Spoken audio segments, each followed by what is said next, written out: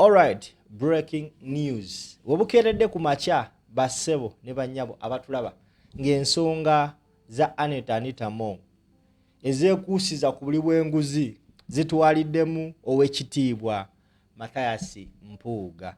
Tambuza vidiyo bampita Kalirugambo Pro Max Simple MC gy'osinzira okuba ng'otuwakinga nkwaniriza ku Vast Range 256 YouTube channel ne Empire Online TV Facebook page. Joli wena atulaba nga tonaba subscribinga ngenda kusaba ogende ubenga o subscribinga ku YouTube channel yaffe ate oleme kubanga osuwa olugambo oluli ku Pro Max level. Okategedde kati tusimbudde. Bassebo ne bannyabo nga okyatenda Fred Kajubirumbuye mukuleeta amawulire mukusaka amawulire mukuba ne drones ez'amaanyi bassebo ne bannyabo nyongero bategeeza tonnalaba ku muvubuka gwe bayita Tabs. Omukulu ogolaba erinnya lye nga ye Tabs abasinga nga mumumanyi nga Tabs ku kamera. One of the official camera persons aba His Excellency Robert Kyagulanyi Ssentamu nange simanyi mawulire gyagajja.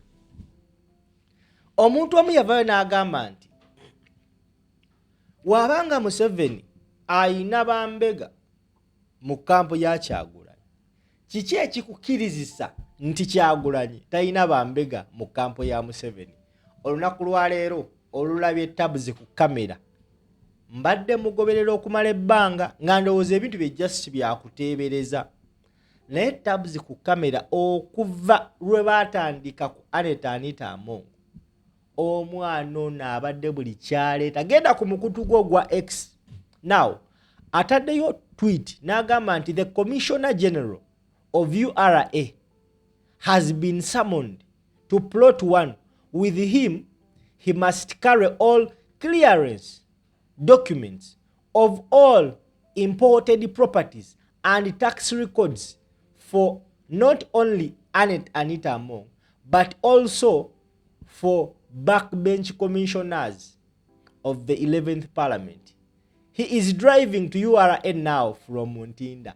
Abadde amuli mabega ng'amutambulira nako Commissioner General wa URA. Kigambibwa mbu Commissioner General wa URA bamuyise ogendo bitebya, naye bamugambye akwate clearance documents eza buli property ne tax record eza Anita Amongo, not only Anita Amongo, ne bakomishona abana mulimu kuliko Mathias Mpuuga owa abadde yagendayo ngowa NUP newankubadde nga takyali wa NUP. Olwaleero lwennyongedo okakasa nti Kyagulanyi Ssentamu Robert Bobi Wine alabira wala. Singa Mpuuga yasigala mu kibiina kya NUP ne bamubikkirira ku ssente ziri ebitaano ne bamubikkirira ne bagamba ko tukaleke kayite right now, singa NUP naye no saga ya corruption bassebo ne bannyabo egirimu. Katonda wa National Unity Platform bassebo ne bannyabo munene nga bw'okiwulira. Nyongera okutegeeza nti subscribinga ku mukutu gwaffe ogwa Vast Range 256. Subscribinga obeere ng'ofuna amawulire agwokya. Kalirugambo Pro Max Simple yenzaaga kuleetedde. Nziramu kigamba singa NUP teyalabuka ku Mpuuga, singa naye no saga ekirimu. Anita Amongo ebitambula biba bituufu nti agenda ggwa, nkukakasa era n'enkulayirira tagenda kugwa yekka. Olunaku lw'ejjo bawambye omukyala amanyikibwa nga Justin Nameere. Emmoloka kika kya drone yapaakinze mu maaso g'emmotoka ye ne bamusikambulamu ne bamutwala. Amawulire getufuna enkya ya leero ab'ebyokwerinda bakedde mu maka ge agasangibwa ekigo okukola kye bayita search on orders of someone I don't know. Basanze mu maka ga Nameere mbu ebisawo n'ebisawo bya Sente. Naye nga ffena tukimanyi Nameere has been an ally of Speaker Anita Amongo. Nameere kyonna kyaguddemu, only God knows. Nameere ono gwe tuwogerako muwala wa former minister Vincent Bamulanga Kisempijja. Bamulanga Kisempijja yavaayo n'agamba nti omwana ono namugambye tagenda mu byabufuzi n'anjeemera.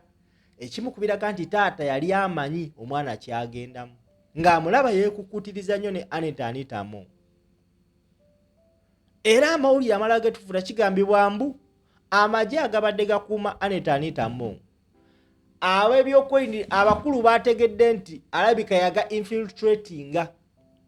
Okusinziira ku tabs agamba nti amagye agabadde gakuuma ewa sipiika Anita Amongo gakyusiddwa.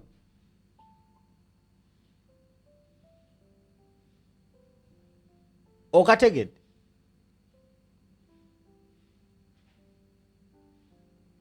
Amagye agabadde gakuuma ewa Anita Amongo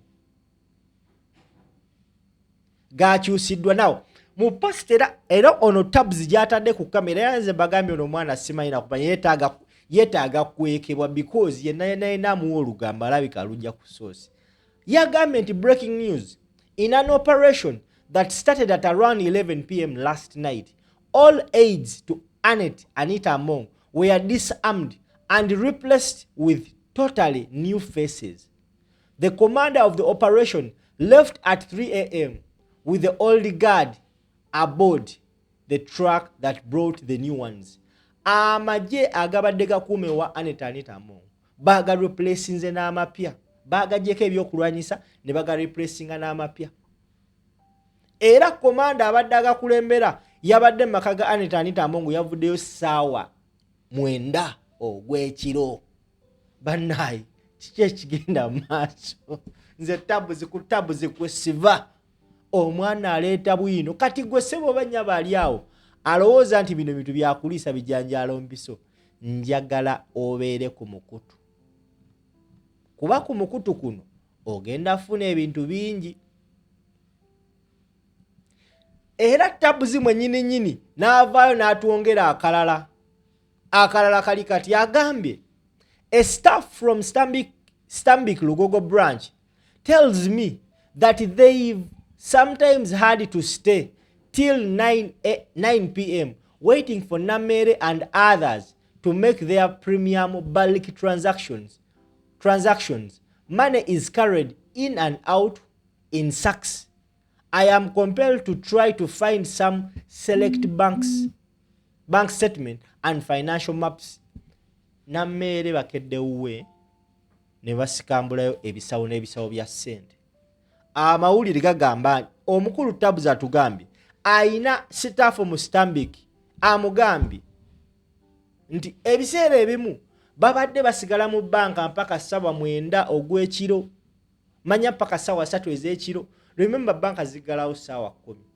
Naye bo badde basigalayo mpaka 3 ez'ekiro nga balinda omukyala Nameere ajje n'ebisawo by'e Sente. Babadde nga bakola transactions in and out nga bafuluma ebisawo bya Sente. Anita Amongo alabika azaalidde omukyala amanyikibwa nga Nameere akabasa. Ngenda kubanga mbatuusako story eno bit by bit. Ngenda kubanga ntunula ate kasita nafunye agampa agava ku source ono tabuzi yenna kyonna kyali Mukama Katonda yasinga okumanya.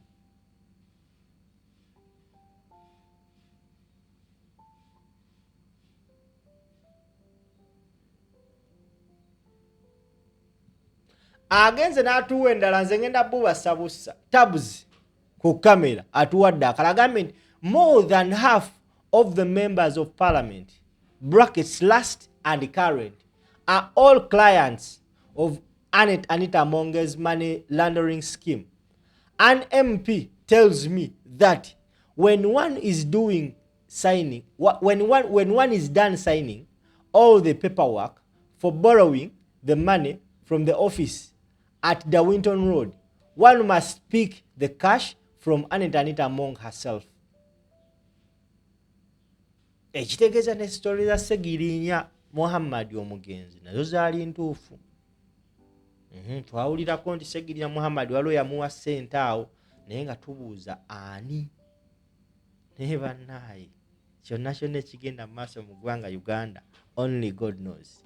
Nyongera okujjukiza gwe atulaba Zayid Lighting Store tutunda amataala bane mujje mutuguleko amataala kuba ku ssimu eyo oyagala ttaala lya mu nnyumba oyagala lya ku shade oyagala lya mu compound oyagala lya mu restaurant oyagala lya mu hotel gonna tugayina amataala atagali ku mulembe kuba ku ssimu zolabawo wansi ate tubeere nga tukwatagana eno bagiyise Vast Train 256 endeavor to subscribe and tap the notification bell mubeere bulungi mweraba.